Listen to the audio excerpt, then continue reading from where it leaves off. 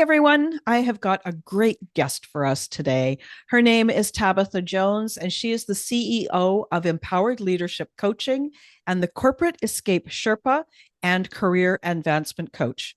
With over 20 years of experience leading high performing technical teams in corporate America, she made her own bold transition at 50. And now she helps midlife women design profitable businesses, overcome limiting beliefs, and fully embrace their leadership potential. Through her personalized coaching programs, Tabatha empowers clients to elevate their visibility, pivot into fulfilling ventures, and boldly step into the next chapter of their careers. Known for guiding ambitious women to make strategic, life changing decisions, Tabatha is the go to expert for Gen X women ready to trade stagnation for success on their own terms.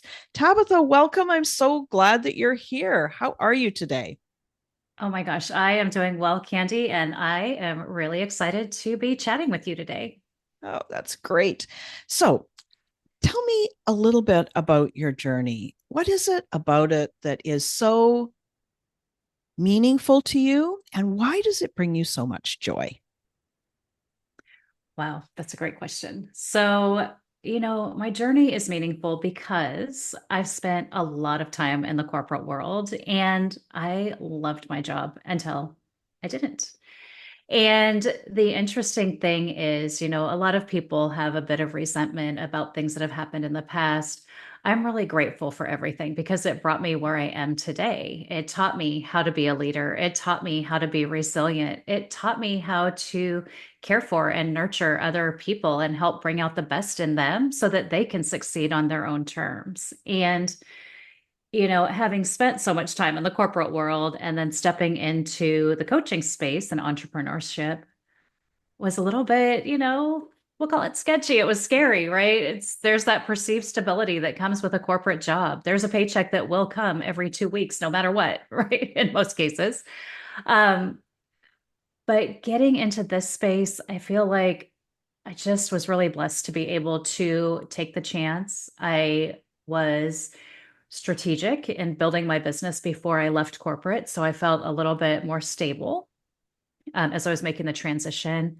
But I just find that I'm so happy because I'm always learning, I'm always impacting a life and just having fun while I'm doing it. Mm, yeah. And some of that having fun, there's a freedom aspect with it too, right? A bit of Yeah. autonomy.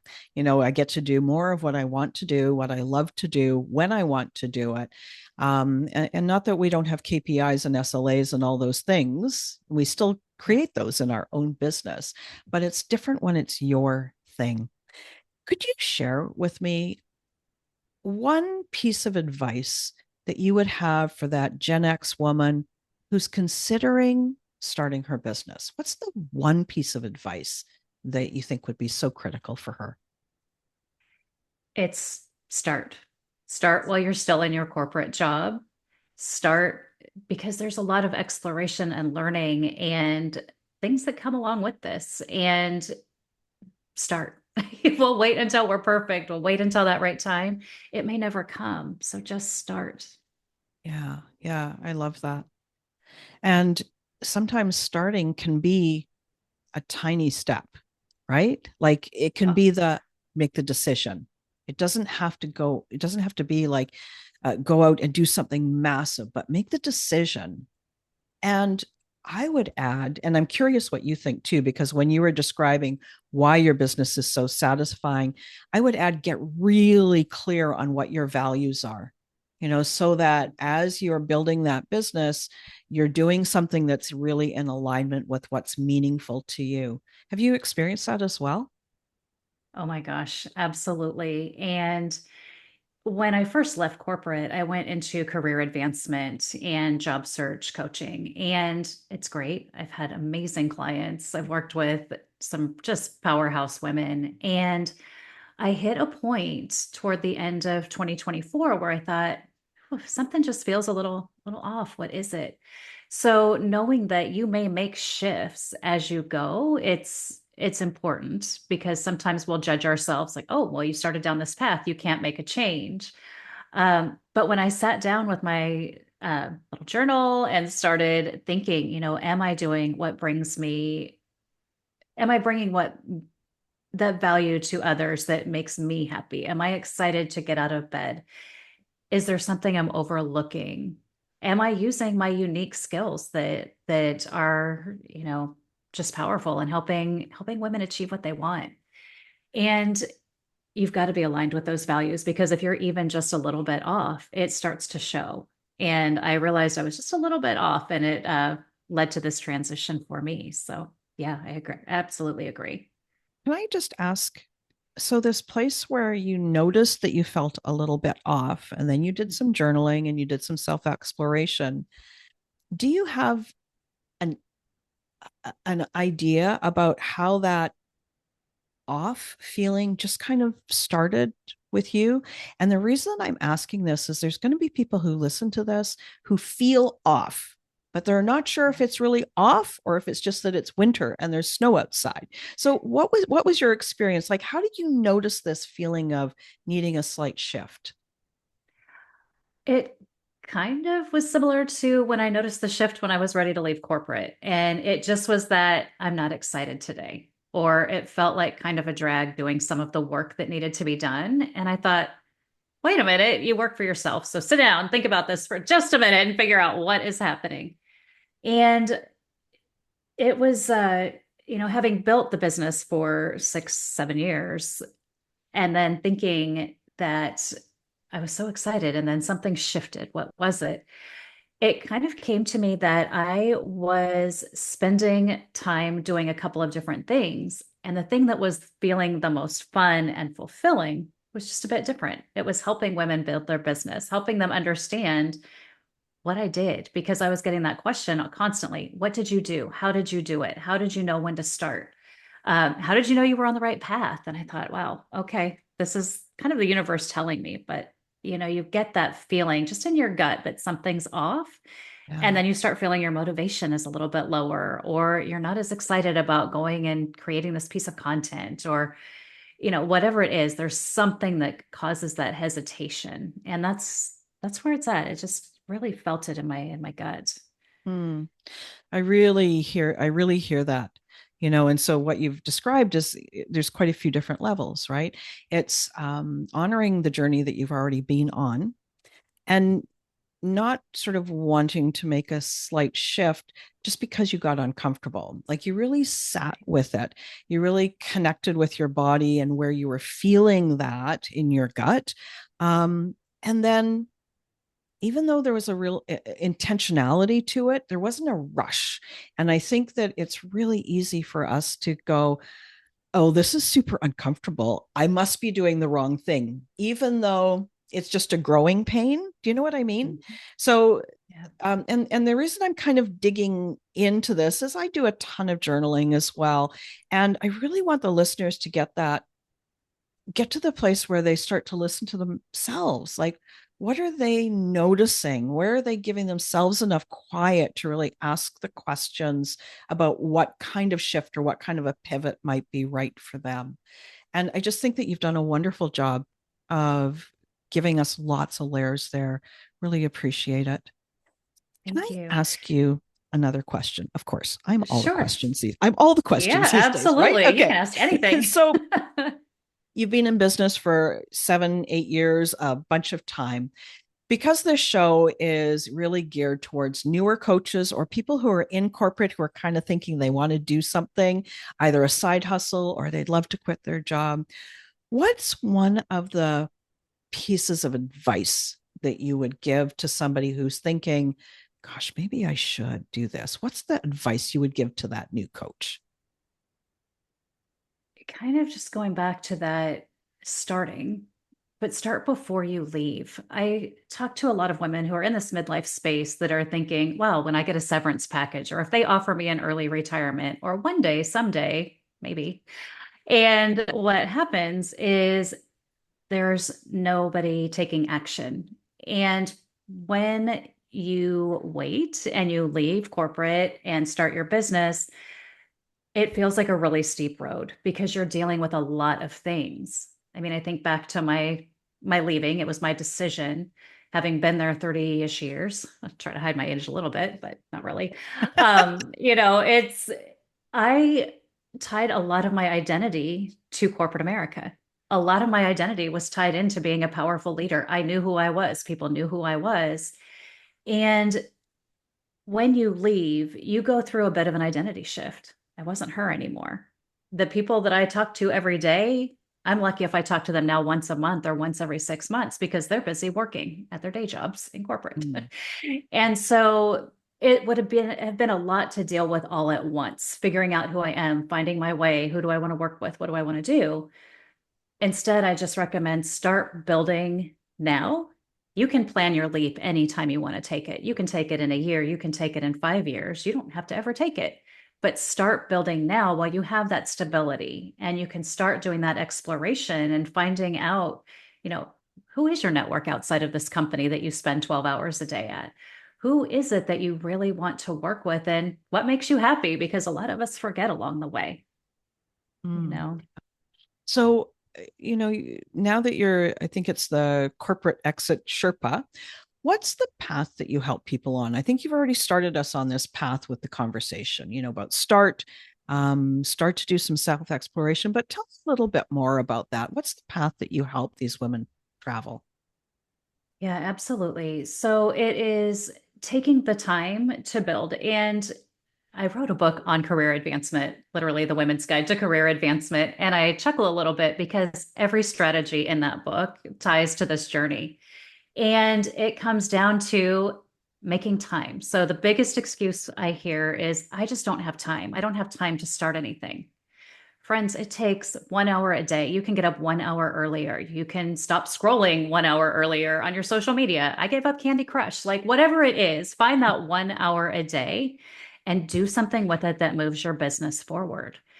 And I know I was you. I traveled, I was on airplanes, I was doing all the things, but maybe on a flight from California to Philadelphia, instead of watching a movie or working on my corporate job that I was headed to anyway, I would spend an hour just dedicated to reading something or listening to a podcast or writing out a plan. What's the plan? Identifying my ideal client. So, through my program, that's what we do. We really start finding that time, baking it into a calendar, setting some significant goals so that you're holding yourself accountable, which I also do too. I love being the accountability buddy. But then doing all the things. Let's start identifying your ideal client. Let's get you where you want to be. One of the things that I learned, well, let me tap back also, and making sure you're financially ready to go. The other thing that is, I would say, the second most common thing I hear from women who take a package and then leave is, oh my gosh, the money's gone. I'm going to have to go back to corporate. And so, making sure that you have that clear financial runway. And if you can build while you have a job, you don't have to worry about it as much. And it's not such a short window. So, helping them prepare for that. And then also watching out for all the shiny objects once you're on the outside. I don't know if you are like this, Candy, but I am a learner. I want to learn everything. I want to read. I want to take a class. I want to take a course. Well, you will $79 yourself to death, $200 yourself to death, $7,500 yourself to death. And pretty soon you're going, okay, I have 0 clients and I have spent all this money and my paycheck is about to run out. So through my program, we work through strategies, making sure that support is there and that there is very consistent action taken so that when we're done, you're in the best place possible to make your timeline. Yeah, and I totally agree with the financial stability. I know that one of the things that I help my clients do, it's a similar journey for many of them, is save up that money. Like the money that you're making as a coach working with your clients, instead of spending it on an extra dinner out or a cool pair of shoes, put it somewhere, invest it so that you're actually saving up even more than that hoped for severance package. I want to ask you, there's something about the time aspect that I think is really important. And so I hear this as well from my people. I don't have time to do that. I am so busy. And then your recommendation was to make time. Create 1 hour of sacred time for your business. The piece that I'm curious about is in the permission giving. Do you find that at times it's hard for your clients to give themselves the permission to put themselves at the top of the list for 1 hour a day? What do you think? Oh, that is a definite yes. We will do everything for everyone every single time and put ourselves on the back burner, just further and further back to make everyone else happy, or because we feel like we don't deserve it. It is 1 hour of your day. I actually just did the math on this. That turns into just 1 hour a day, 5 days a week. It's 260 something hours. It's 6 weeks a year of time that you can dedicate to yourself. Yeah. And, I get it. It's hard, especially if you're a mom or you're taking care of maybe elder aging parents, or you're going to school too, whatever else you're doing. But then I always say, pick your hard. Is your hard knowing that you're going to always be in this job that maybe you're not very happy with? Um, is your hard going to be living with a regret and wondering, what if I had done this? Or is your hard finding an hour a day to focus on doing what lights you up and building that successful business? Yeah. There's a lot of, sort of built in prejudice that women are stuck with, that we have to be everything for everybody. And that there's a number of women, I mean, men too, for sure, but a number of women, they come to this place, especially within coaching. And then I might say to them, who are you?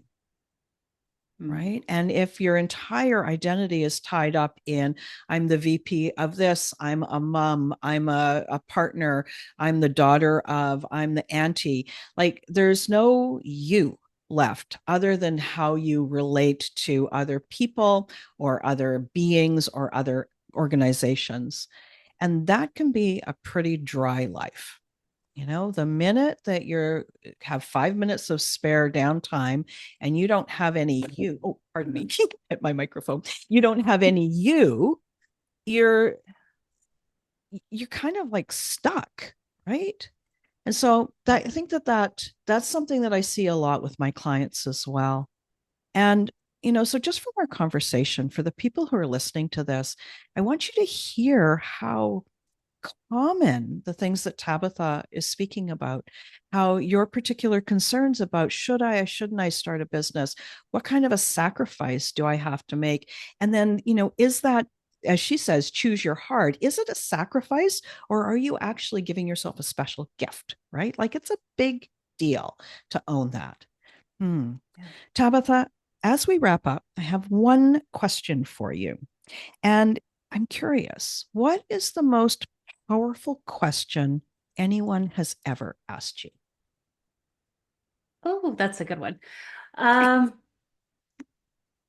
oh my gosh.